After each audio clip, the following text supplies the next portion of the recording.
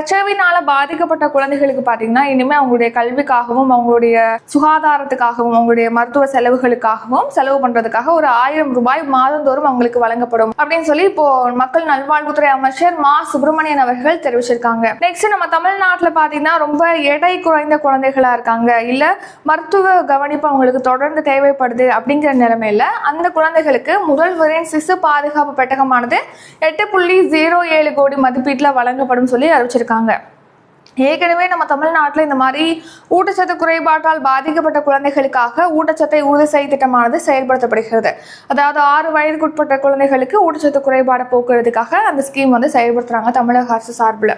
அடுத்து பாருங்க, இப்போ நம்ம தமிழ்நாட்டில் அனைத்து மாவட்டங்கள்லையுமே பார்த்தீங்கன்னா மக்கள் தொகைக்கு ஏற்ற மாதிரி ஒரு 642 நகர் மற்றும் கிராம துணை சுகாதார நிலையங்களானது நிறுவப்படும் சொல்லி அறிவிச்சிருக்காங்க மக்கள் நல்வாழ்வுத்துறை அமைச்சர் மா சுப்பிரமணியன் அவர்கள்.